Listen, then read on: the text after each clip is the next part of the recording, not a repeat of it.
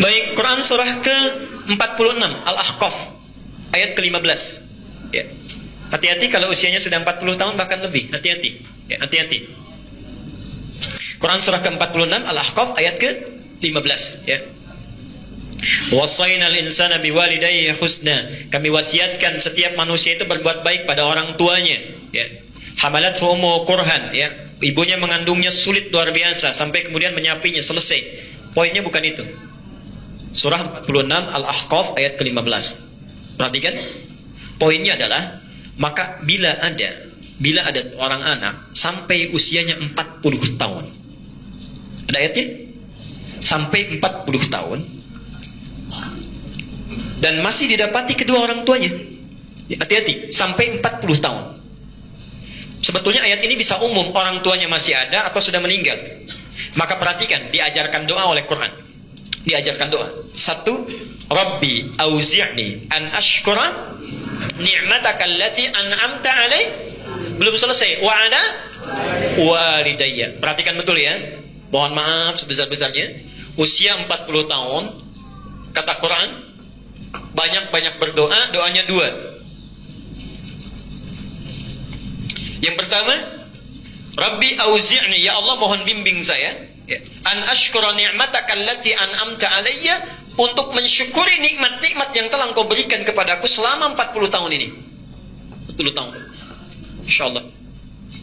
Tapi yang menarik bukan ini. Wa ala walidayya, ini adab Quran. Dan pada kedua orang tuaku yang telah mempersiapkan, mendidik, mendoakan aku sehingga aku mendapatkan nikmat ini sampai 40 tahun. Ini adab di Quran menjelaskan bahwa barangkali kesuksesan yang Anda telah raih selama 40 tahun itu, 30 tahun, 50 tahun, barangkali ikhtiar Anda itu mungkin cuma 30%-nya. Ya. 70%-nya itu yang membuat Anda sukses, kaya, kedudukan naik. Mungkin mohon maaf, itulah tangisan ibunda yang tiap malam itu bangun, nangis, keluarkan air matanya. Wahai Allah, hamba cuma makan singkong yang dibawa oleh suami. Berbagi dengan suami dalam keadaan peluhnya. Dia berharap mendapatkan rezeki yang halal. Dia nangis pelan-pelan. Mohon ya Allah, jangan sampai anak saya mendapatkan situasi yang serupa seperti sekarang. Mudahkan pekerjaannya, lancarkan rezekinya, berikan kenikmatannya, bimbing dia ya Allah. Itu yang sampai ke langit. Ibunya Ismail siapa? Hajar alaihissalam. Hajar alaihissalam. Maaf, yang bolak-balik cari air siapa? Hajar turun dari sofa dengan beningnya. Begitu melihat peluang, kayaknya ada mata air oase, lari beliau. Setelah lari, kayaknya bukan ya, tapi pastikan aja naik, bukan. Bolak-balik, bolak-balik. Masya Allah, dalam bolak-baliknya Ismail sudah semakin haus, menghentakkan kakinya sedikit saja, tak keluar apa? Baik. Yang mendapatkan airnya siapa? Ismail. Yang bolak-baliknya Hajar. Kalaulah ibundanya tidak menangis, lelahnya, bolak-balik, capeknya, tentulah Ismail itu sebelumnya sudah menghentak-hentak, tapi air nggak keluar. Tapi ketika ibunya bolak-balik menangis, memohon kepada Allah, yakin, tawakal, itu yang menyebabkan air keluar. Dan hebatnya zam, bukan ijma. Ibunya bisa berkata ijma. Kalau ijma itu kumpul bisa habis. Makanya sekarang kita ijtima, kumpul tapi pulang lagi. Selesai. Kalau zam, kumpul jangan habis, kumpul jangan berhenti, kumpul jangan berhenti. Makanya zam-zam yang terkumpul terus tidak akan pernah berhenti. Ada anjuran di dalam Quran, hati-hati Anda kalau sudah usia 40 tahun, banyak-banyaklah bermohon kebaikan kepada Allah, plus sertakan orang tuanya. Karena boleh jadi ikhtiar Anda itu cuma 30%, orang tua yang memohonkan kebaikan kepada Allah. 2, ini kaitannya. Wa an a'mala salihan tarda.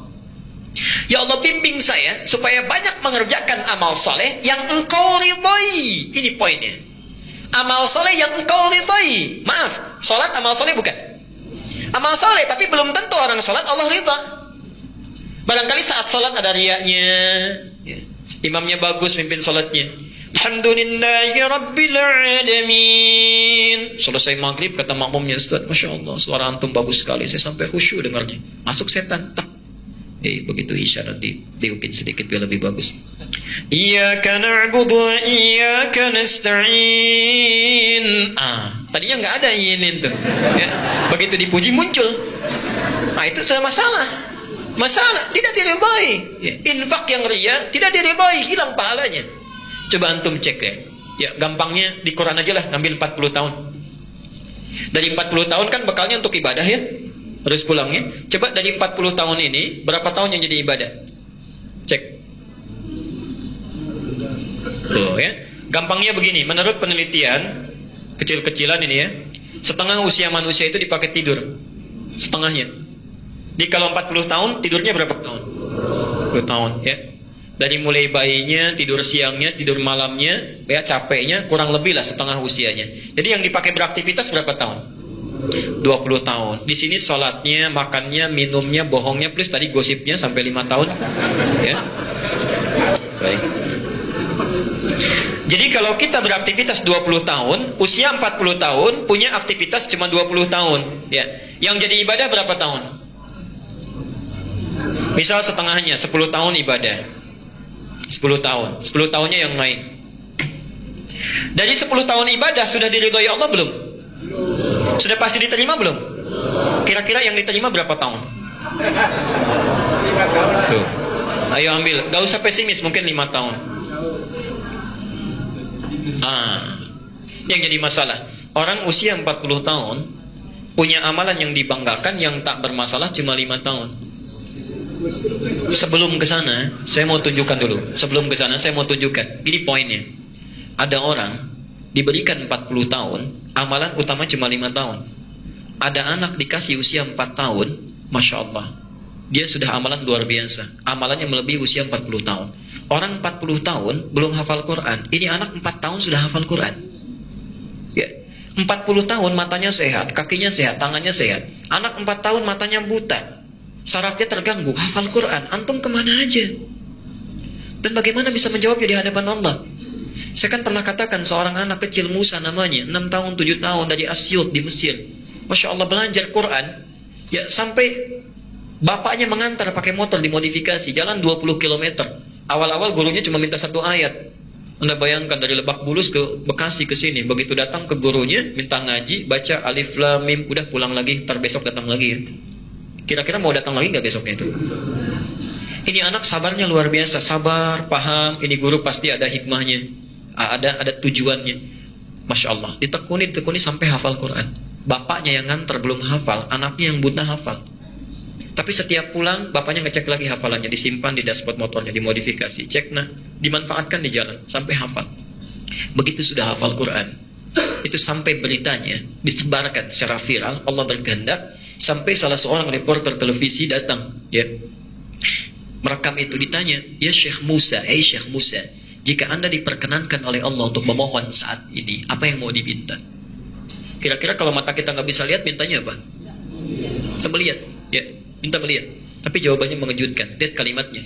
Kalau saya diperkenankan oleh Allah untuk memohon saat ini juga, saya akan minta kepada Allah. 1, ya Allah, mohon jangan sembuhkan mata saya. Biarkan saya buta, karena dengan buta ini saya bisa menghafal Quran. 1. Tolong biarkan saya buta, karena dengan buta ini saya bisa menghafal Quran. Tapi yang menarik bukan itu. Yang menarik, demi Allah saya katakan, saya akan membawa Quran saya ketika menghadap ke hadapan Allah. Saat saya datang sendirian dalam keadaan yang sangat gemetar, saya katakan, ya Allah, saya sudah berusaha menghafalkan Quran ini menjadi bekal saya menghadap kepadamu. Kalau dengan Quran yang sudah saya hafalkan, saya mesti dihukum juga. Mohon ringankan hukuman saya dengan Quran yang telah saya hafalkan. Anda dari mana itu? Ya Allah. Itu Musa, anak buta, 6 tahun menghafal Quran, membawa bekal menghadap Allah. Kita dikasih 60 tahun, usia yang sangat panjang, kemana aja kita? Ya. Jadi bertakwalah kepada Allah, perbaiki. Belum kita bicara ini, ikhlasnya cuma 5 tahun, berapa tahun dosanya yang dikumpulkan? Karena itu kalau Anda sudah lewat usia 40 tahun, maka perbanyak amal soleh. Sudah berpikir, pulanglah, jangan yang macam-macam lagi. Dalam hadis qudsi disebutkan, ya ibadi khalaqtuka lil ibadah fala tal'ab. Hei hambaku, saya ciptakan kamu untuk ibadah, jangan banyak main-main. Ya, kalau kita bisa beribadah, kenapa main-main? Kan tipis bedanya. Cuma diniat saja. Anda makan, minum, baca bismillah jadi ibadah. Tidak baca bismillah nggak jadi ibadah, kan sayang. Karena itu, kembalilah ke rumah masing-masing. Bulatkan niat untuk kembali kepada Allah. Perbaiki keadaan diri kita. Dan insya Allah Allah mudahkan segala kehidupan kita. Dunia ini kecil, sangat kecil. Dan itu digenggam saja. Kalau kita sudah orientasi akhirat, dunia akan ditentukan oleh Allah. Gampang. Demi Allah saya katakan gampang. Ya. Saya kira kita sudah lewat waktu